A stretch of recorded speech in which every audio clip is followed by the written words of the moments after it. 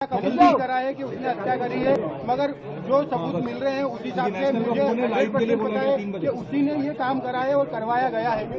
अच्छा, आपके नाम के साथ जो बाकी लोगों के नाम है वो सब कंफर्म हो गए?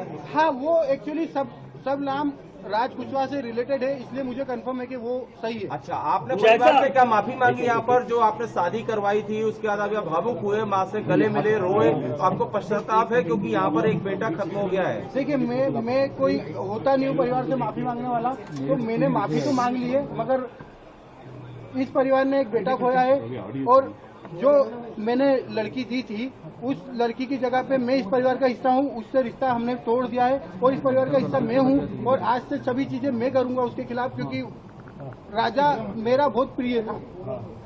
अगर दोषी है तो आप उसके लिए क्या सजा चाहते हैं? अगर सोनम दोषी है, सोनम दोषी है तो उसको है ना डायरेक्टली फांसी पे चढ़ा दिया जाए, क्योंकि जिस हिसाब से उसने ये जो प्रोग्राम जमाया है, जो भी करा है, देखिए आप लोगों से मुझे पता चल रहा है, कोई भी मेरे को खबर और कहीं से नहीं आ रही है, आप लोगों से पता चल रहा है क्या प्लानिंग करी, कैसे करी। फोटो आया है ये ऑफिस का फोटो है, ऑफिस के अंदर का, और इसके साथ में और भी बच्चे होंगे जी। अच्छा, ये फोटो को आप कभी कोर्ट में पलट जाते हैं तो क्या राज और उनके बीच में कहीं अफेयर था जो कि बिना इतना बड़ा, क्योंकि वो दीदी सिर्फ दिखाने के लिए बोलता था। नहीं, वो परमानेंटली हमेशा 24 घंटे सिर्फ दीदी दीदी बोलता था।